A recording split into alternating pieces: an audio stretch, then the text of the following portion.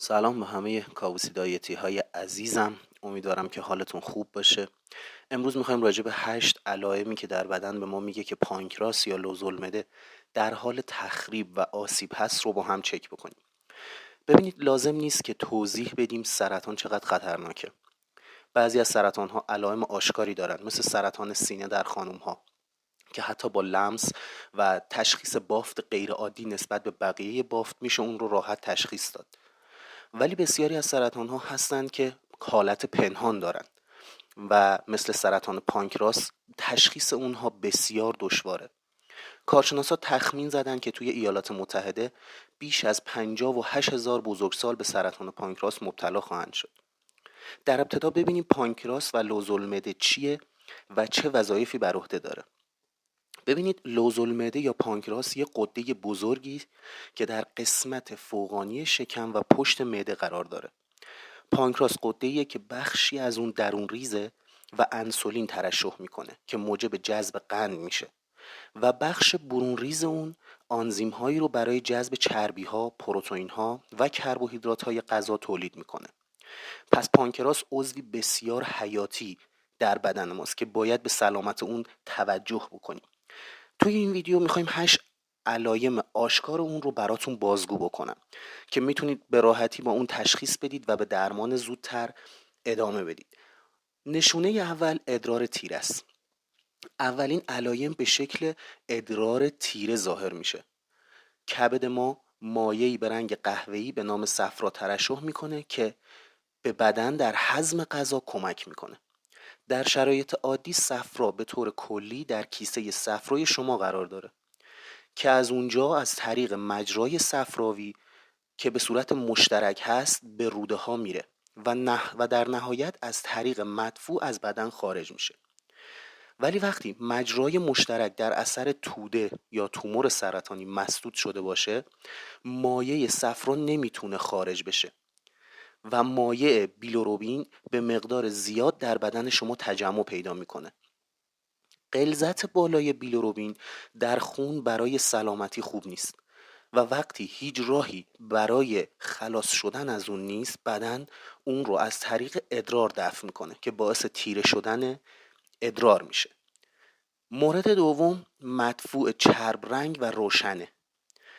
لوزالمعده به شما کمک میکنه که بدن ویتامین های محلول در چربی مثل A، E و K رو جذب کنه و همچنین در پانکراس آنزیم هایی تولید میکنه که هضم و جذب چربی رو کمک میکنه. وقتی پانکراس درست کار نکنه، بدن قادر به هضم و جذب چربی ها نیست و باعث چرب شدن و رنگ روشن شدن مدفوع میشه. مورد سوم زردی پوسته. ببینید دوستان، یکی از شایع ترین علایم سرطان پانکراس و لوزالمعده زردی پوست هست. وقتی که مجرای صفراوی در اثر سرطان یا توده و تومور مسدود میشه، از خروج ماده صفرا جلوگیری میکنه که این امر باعث تجمع بیلیروبین در خون و بدن میشه که باعث زردی پوست و بدن میشه.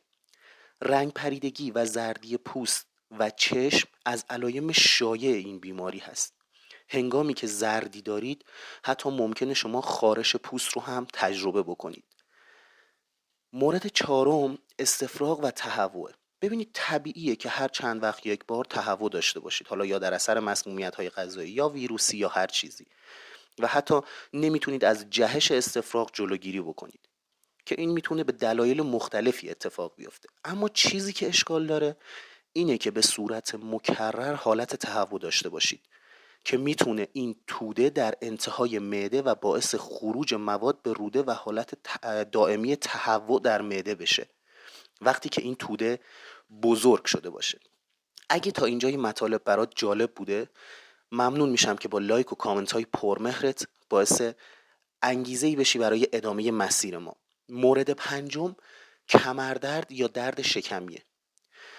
ببینید، اگه همیشه در قسمت میانی و بالای کمر خودتون احساس درد مزمن و دائمی دارید یا در قسمت بالای شکم خودتون احساس درد دارید، اکثر کسایی که دارای سرطان لوزالمعده هستند از درد قسمت فوقانی شکم و زیر دنده های خود شکایت میکنن.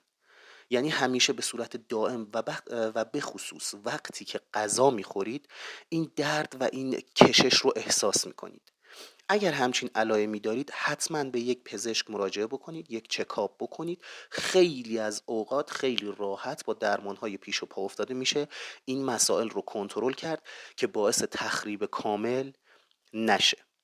مورد ششم، کاهش وزن بیدلیل. یکی از علائم سرطان پانکراس کاهش اشتها و کاهش وزن که تومور و سرطان پانکراس تا حدی مانع ریختن غذا به روده میشه و اینجوری فرایند هضم و جذب غذا رو کاملا مختل میکنه و اینجوری شما از ویتامین ها، املاح، پروتئین ها، کربوهیدرات ها و چربی ها محروم میشید و بیشتر دفع دارید تا جذب. مورد هفتم، خستگی شدیده.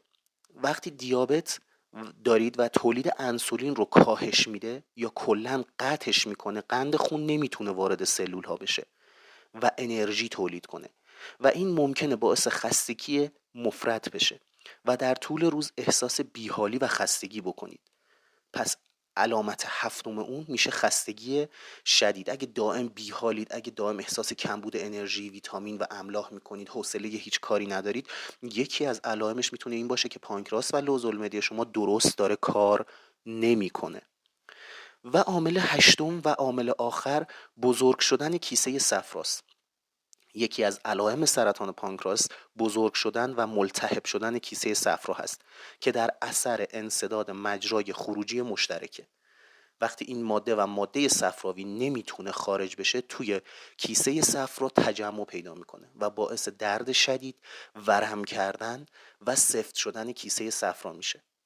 دوستان عزیز، هر کدوم از این علائم رو داشتید حتما با یک پزشک متخصص مشورت بکنید، یک سونوگرافی بدید که خیالتون راحت باشه که موردی نیست، یا اگر هست بتونید در ابتدای امر به درمان و کنترل اون بپردازید. ممنونم که ما رو تا آخر ویدیو حمایت کردید و اومدین و گوش دادید و به آموزش خودتون اهمیت دادید. کاووسی دایت اینجاست که به شما در سلامت خودتون و تغذیه‌تون کمک بکنه. مرسی که کانال ما رو برای دوستانتون شیر میکنید، کسایی که دوستشون دارید، که بتونیم در کنار هم صدای سلامتی باشیم. عاشقتونم و بابت این موضوع هم ازتون اجازه نمیخوام. خوشحال باشید و شاد.